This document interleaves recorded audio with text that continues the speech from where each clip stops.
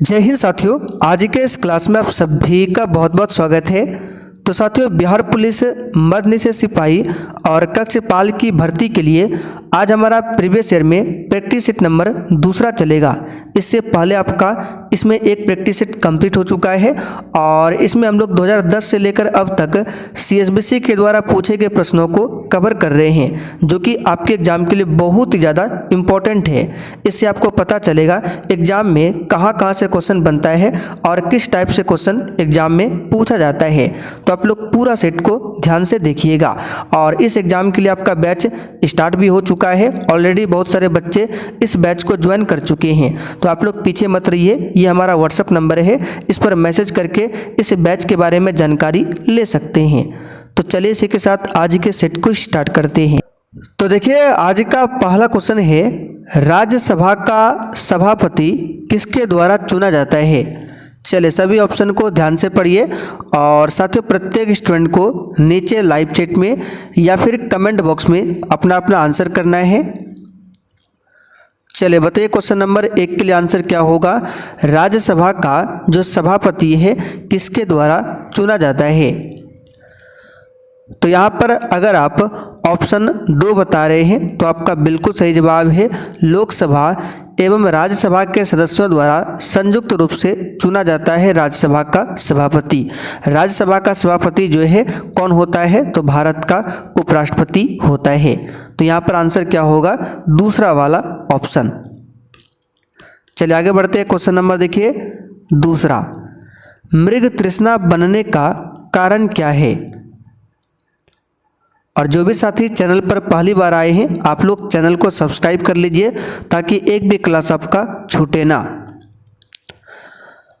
तो साथियों, मृग तृष्णा बनने का कारण क्या है, तो पूर्ण आंतरिक परावर्तन, टोटल इंटरनल रिफ्लेक्शन।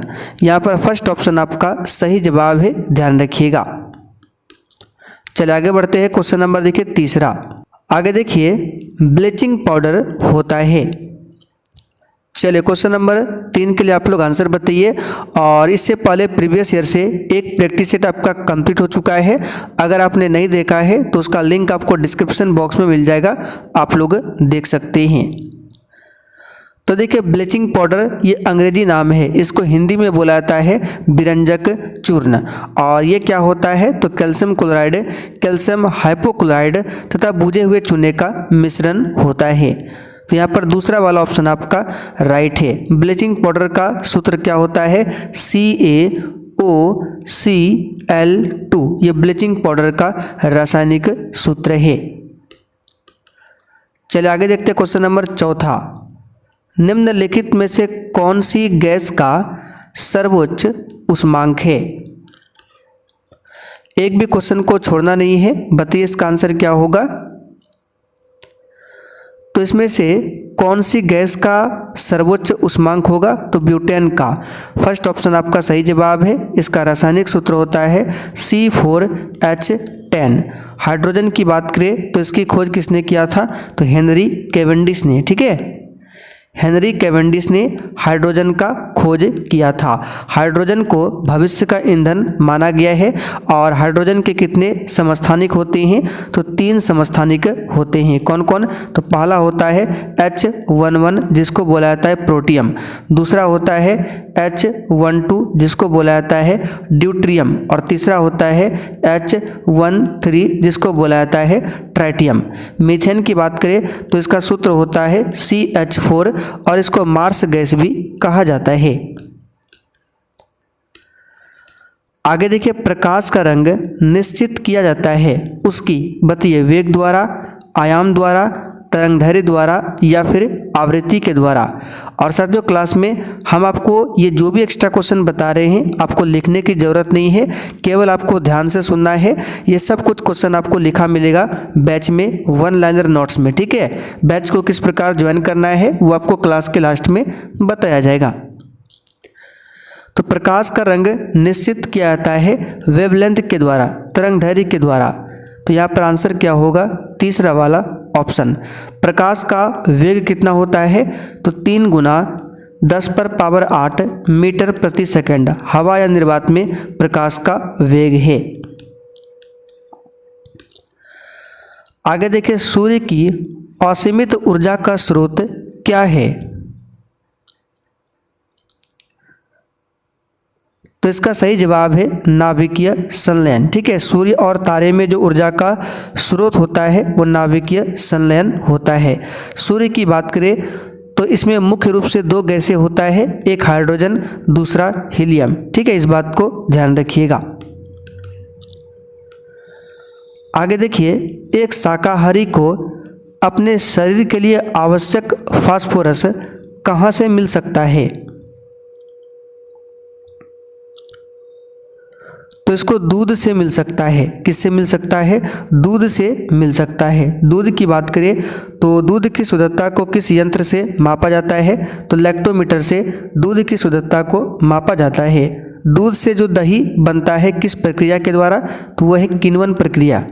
ठीक है, और दूध से दही बनने में कौन सा जीवाणु सहायक होता है? तो लैक्टोबैसिलस जीवाणु। कौन सा? लैक्टोबैसिलस जीवाणु। आगे देखिए, मानव शरीर में क्रोमोसोम्स की संख्या कितनी होती है? चलिए, क्वेश्चन नंबर 8 के लिए आप लोग आंसर बताइए।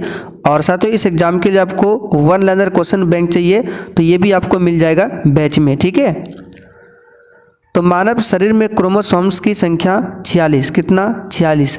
जोड़ा में पूछे तो 23। आगे बढ़ते हैं, ऑक्सीजन की खोज किसने किया था? बताइए। तो साथियों, ऑक्सीजन की खोज किया था किसने? तो सीले प्रिस्टले ने। किसने किया था? सीले प्रिस्टले ने। तो यहाँ पर प्रिस्टले दिया हुआ है। कब किया था? तो 1774 में किया था। विलियम हार्वे ने रक्त परिसंचरण तंत्र का पता लगाया था। रक्त समूह का खोज किसने किया था? ब्लड ग्रुप का? तो कार्ल लैंड स्टीनर ने। और देखिए, ऑक्सीजन की बात करें तो वायुमंडल में ये लगभग कितना है? तो 21%, यानी कि 20.98% है ऑक्सीजन वायुमंडल में। ये लगभग 21% के आसपास है। तो याद रखिएगा, आंसर क्या होगा? प्रिस्टले। चलिए आगे देखते हैं, जो वस्तु प्रकाश के सभी रंगों का अवशोषण कर लेती है उसका रंग कैसा होगा? यानी कि कौन सा रंग है जो सभी रंग के प्रकाश को ग्रहण कर लेगा? तो उसका रंग होगा काला। ठीक है, आप देखिएगा जो वस्तु काला है उस पर कोई भी प्रकाश डालेंगे तो वो रिफ्लेक्ट नहीं होता है। आंसर क्या होगा? काला। आगे देखिए, सूर्य से उत्सर्जित प्रकाश किरणों को पृथ्वी तक पहुंचने में समय लगता है। बताइए कितना? और देखिए साथियों, आप लोग सेशन को अधिक से अधिक शेयर करें ताकि ये क्लास आपका एग्जाम तक चलता रहे। तो इसका सही जवाब क्या होगा? 8 मिनट 16 सेकंड। ठीक है, तो यहाँ पर देखिए दिया हुआ इसका आंसर क्या होगा? उपर्युक्त में से कोई नहीं। ऑप्शन को ध्यान से पढ़िए, 8 सेकंड दिया हुआ है, आंसर क्या होता है? 8 मिनट 16 सेकंड। तो एक भी ऑप्शन में नहीं है, तो कोई नहीं। इसलिए आपको बोलते हैं हड़बड़ी में आंसर मत कीजिएगा, पहले सभी ऑप्शन को अच्छा से देख लीजिए। आगे देखिए, दूरदर्शी का उपयोग बताइए किसके लिए होता है? इसका आंसर है दूर की वस्तुओं को देखने के लिए। चलिए आगे देखिए, पेयजल को शुद्ध करने के लिए निम्नलिखित में से किस वस्तु का उपयोग व्यापक रूप से होता है? तो ये क्वेश्चन आपने 10th क्लास में भी पढ़ा होगा। क्लोरीन का इस्तेमाल होता है। क्लोरीन का संकेत होता है Cl, परमाणु क्रमांक होता है 17। चलिए आगे देखिए, क्वेश्चन नंबर 14। सेक्सटेंट एक ऐसा यंत्र है जिससे निम्नलिखित का मापन होता है। बताइए किसका? इसका आंसर है दो वस्तुओं के बीच की कोणीय दूरी को मापा जाता है सेक्सटेंट से। तो यहाँ पर तीसरा वाला ऑप्शन आपका राइट है। चलिए आगे देखिए, एक एंगस्ट्रम बराबर होता है। बताइए, एक एंगस्ट्रम बराबर होता है।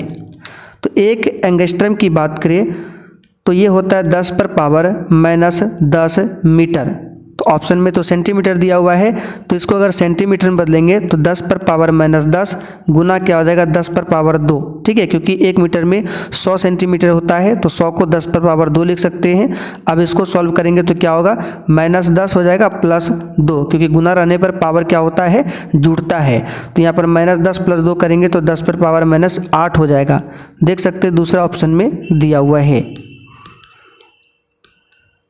आगे देखिए 1946 में उद्देश्य संबंधी प्रस्ताव की रचना किसने किया? बताइए क्वेश्चन नंबर 16 के लिए आंसर।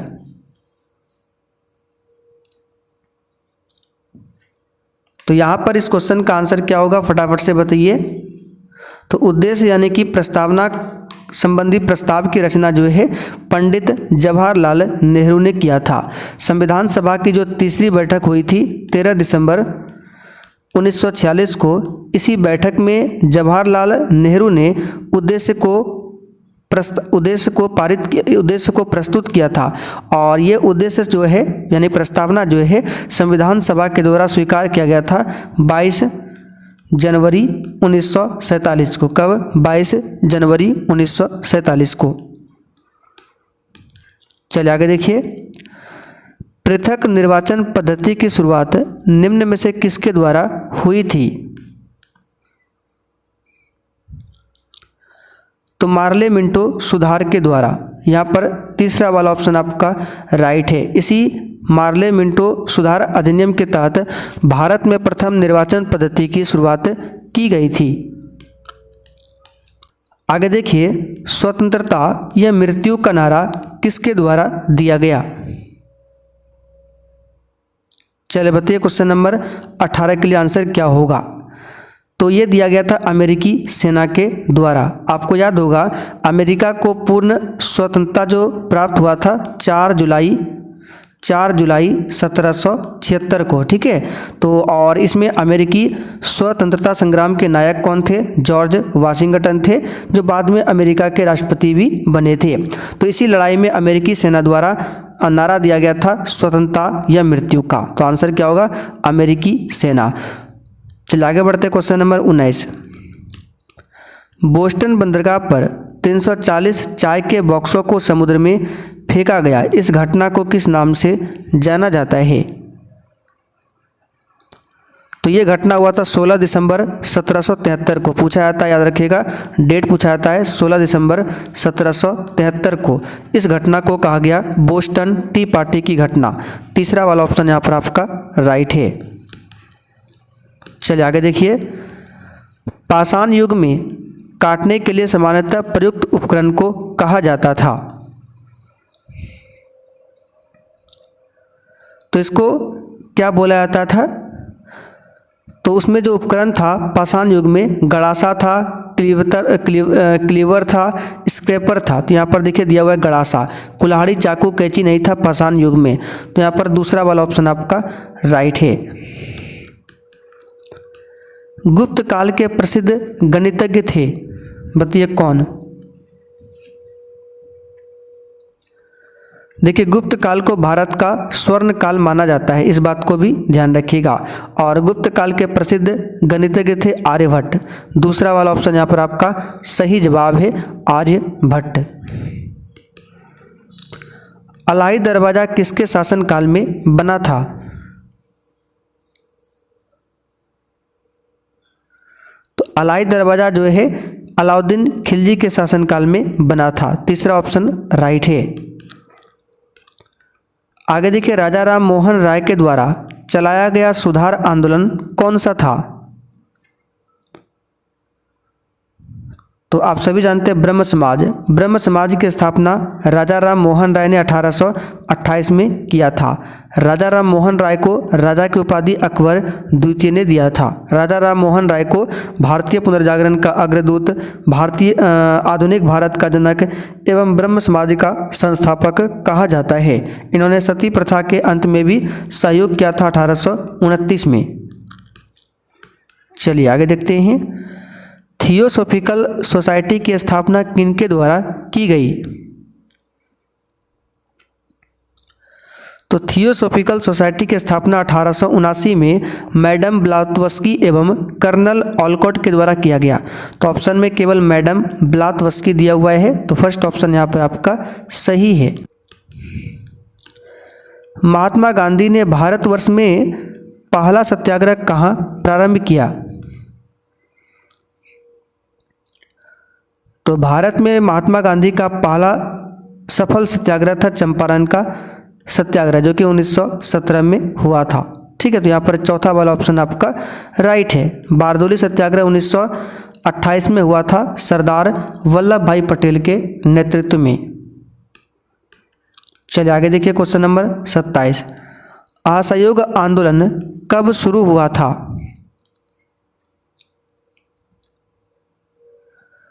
तो देखिए असहयोग आंदोलन जो है रॉलेट एक्ट, जालियांवाला बाग हत्याकांड और खिलाफत आंदोलन के उत्तर में किया गया था महात्मा गांधी के द्वारा 1920 में स्टार्ट।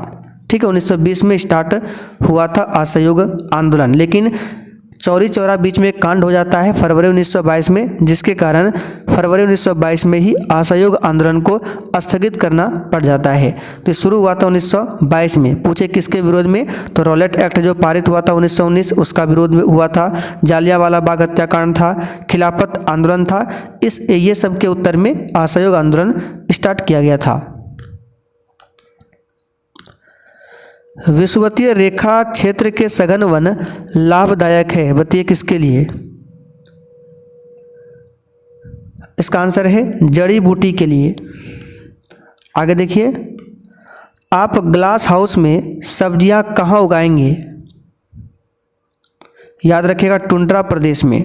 टुंड्रा प्रदेश वैसे प्रदेश को कहा जाता है जहाँ का तापमान 0 डिग्री से कम होता है। क्या होता है? 0 डिग्री से कम होता है। और ग्लास हाउस में तापमान को एक स्तर पर बनाकर रखा जाता है जिसकी वजह से सब्जी की पैदावार हो सके। तो ग्लास हाउस सब्जियां कहाँ उगाएंगे? टुंड्रा प्रदेश में। निम्नलिखित में से कौन सा खाद्य फसल नहीं है? तो इसका सही जवाब क्या होगा? चाय। ठीक है, बाकी चावल, गेहूं, मकई खरीफ खाद्य फसल है, जबकि चाय का उपयोग पेय के रूप में किया जाता है। चाय एक नगदी फसल है, तो आंसर होगा चाय। जनगणना 2001 के अनुसार निम्न में से किस राज्य में महिला साक्षरता प्रतिशत सर्वाधिक है? तो 2001 के अनुसार बताना है, तो 2001 के अनुसार भी केरल ही होगा। चौथा ऑप्शन यहाँ पर आपका सही जवाब है। और 2011 की बात करें तो इसके अनुसार भी केरल में महिला साक्षरता प्रतिशत सबसे अधिक है, 2011 के अनुसार भी और 2001 के अनुसार भी। तो आंसर क्या होगा? केरल। लिग्नाइट किस प्रकार का कोयला है? कोयला के 4 प्रकार है। एंथ्रासाइट सबसे उत्तम कोटि का कोयला होता है, पीट कोयला सबसे लो क्वालिटी का कोयला होता है। तो पहला होता है एंथ्रासाइट, फिर दूसरा है आपका लिग्नाइट, तीसरा है बिटुमिनस, चौथा है पीट। तो लिग्नाइट को भूरा कोयला भी बोला जाता है। और लिग्नाइट किस प्रकार का कोयला है? तो निम्न स्तर का कोयला है। गेहूं किस जलवायु की फसल है? तो यह शीतोष्ण जलवायु की फसल है गेहूं। चौथा वाला ऑप्शन यहाँ पर आपका सही है। इंडियन कॉपर कॉरपोरेशन कहाँ पर स्थित है? तो ये घाटशिला में है, बता चुके हैं, पहले भी आपको बता चुके हैं, घाटशिला में। चलिए आगे देखते हैं क्वेश्चन नंबर 35। निम्नलिखित में से कौन सा राज्य गेहूं के उत्पादन में प्रथम स्थान रखता है? तो गेहूं उत्पादन में यहाँ पे ऑप्शन के हिसाब से उत्तर प्रदेश हो जाएगा, दूसरा ऑप्शन हरियाणा, फिर पंजाब, फिर मध्य प्रदेश। तो यहाँ पर होगा उत्तर प्रदेश। जूट उत्पादन में नंबर 1 पर कौन है? पश्चिम बंगाल। दूसरे स्थान पर है अपना बिहार।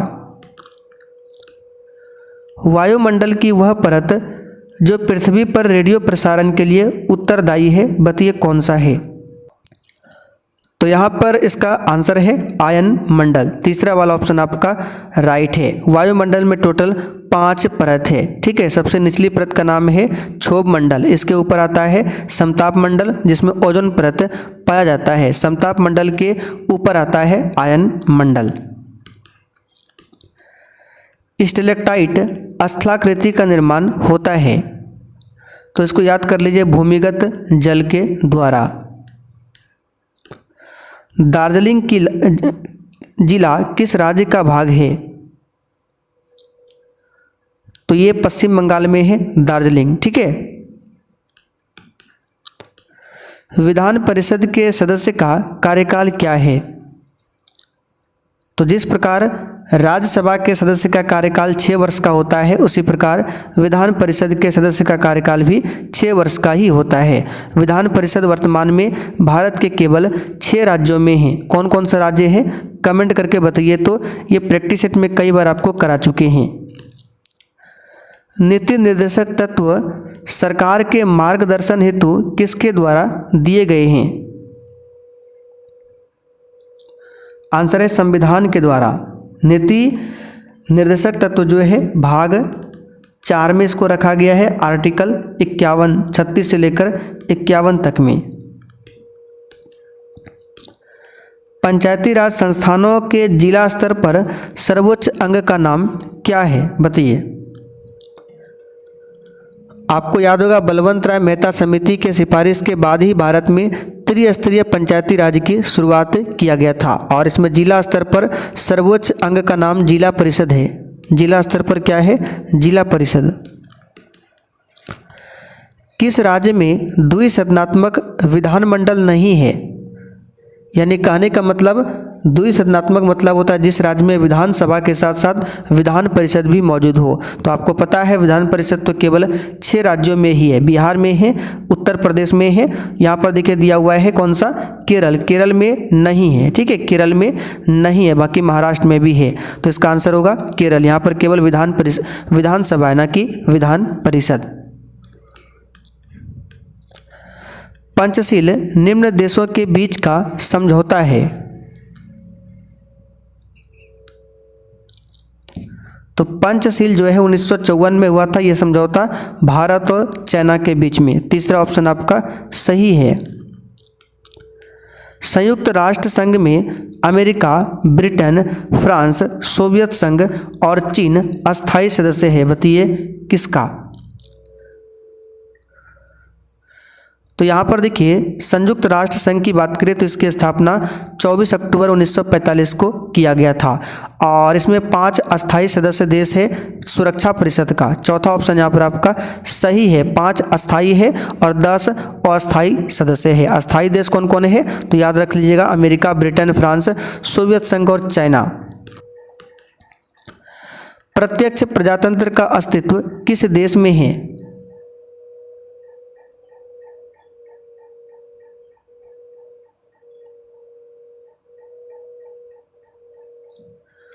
तो यहाँ पर इस क्वेश्चन का आंसर क्या होगा? प्रत्यक्ष प्रजातंत्र का अस्तित्व किस देश में है? तो स्विट्जरलैंड में आपको देखने को मिलेगा। आगे देखिए, सार्क में मुख्य भूमिका निभाने वाला देश कौन सा है? देखिए सार्क की स्थापना 8 दिसंबर 1885 को किया गया था। इसमें टोटल 8 सदस्य देश है। अफगानिस्तान, बांग्लादेश, भूटान 3 हो गया, भारत, मालदीव, नेपाल 6 हो गया, पाकिस्तान और श्रीलंका। तो मुख्य भूमिका निभाने वाला देश इसमें अपना भारत है। चलिए, अनुच्छेद 19 के अंतर्गत कौन सा स्वतंत्रता का अधिकार नहीं है? देखिए आर्टिकल 19 की बात करें तो इसके तहत 6 मूलभूत स्वतंत्रता का अधिकार मिलता है। आर्टिकल 19(1), 19(2), 19(3), 19(4), 19(5) और 19(6). तो इसमें से कौन सा स्वतंत्रता के अंतर्गत नहीं आता है?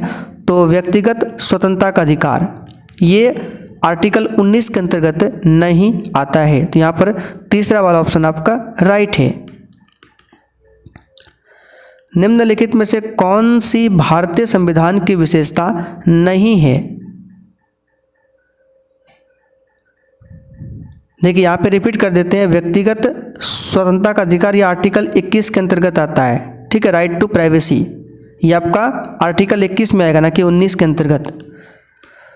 तो यहाँ पर इस क्वेश्चन का आंसर होगा एक अलिखित संविधान। ये भारतीय संविधान की विशेषता नहीं है, क्योंकि भारत में लिखित संविधान है, ना कि अलिखित। तो ये वाला आंसर आपका सही है। उच्च न्यायालय यानी हाई कोर्ट के न्यायाधीश की सेवानिवृत्ति की उम्र क्या है? तो उच्च न्यायालय के न्यायाधीश का जो अवकाश ग्रहण करने की अधिकतम उम्र सीमा है 62 वर्ष है। कितना है? 62 वर्ष। चौथा वाला ऑप्शन यहाँ पर आपका राइट है, 62 वर्ष। राज्य का एक मूलभूत तत्व क्या है? इसका आंसर है संप्रभुता। चौथा ऑप्शन यहाँ पर आपका राइट है, संप्रभुता। तो साथियों, आज का सेट आपका यहीं पर कंप्लीट हो जाता है। अब जिसको भी इस एग्जाम के लिए आपको बैच ज्वाइन करना है, बैच में आपको बहुत सारा चीज़ दिया जाता है। आइए आपको बता देते हैं। तो देखिए, बैच को ज्वाइन करने के लिए सबसे पहले प्ले स्टोर से ये वाला एप्लीकेशन इंस्टॉल कर लीजिए, सक्सेस वर्ल्ड MCQ। लिंक आपको डिस्क्रिप्शन बॉक्स में भी मिल जाएगा। इंस्टॉल करने के बाद ओपन कीजिएगा। ओपन करने के बाद ऑल कोर्स पर क्लिक करना है। जैसे ही क्लिक करेंगे तो इस प्रकार से इंटरफेस होगा। सबसे नीचे आपको जाना है तो लिखा हुआ मिलेगा, देख लीजिए, बिहार मद्य निषेध और कक्षपाल। तो यहाँ पर पेमेंट करके इस बैच को ले सकते हैं। और जो भी साथी फ़ोनपे या फिर गूगल पे का इस्तेमाल नहीं करते हैं, यहाँ पर हमारा व्हाट्सअप नंबर है, मैसेज करके बता सकते हैं। बैच में क्या क्या मिलेगा सब कुछ लिखा हुआ है। अधिक जानकारी के लिए इसी पर मैसेज कीजिए। ऑलरेडी बहुत सारे बच्चे इस बैच को ज्वाइन करके अपनी तैयारी स्टार्ट कर चुके हैं, तो आप लोग पीछे मत रहिए।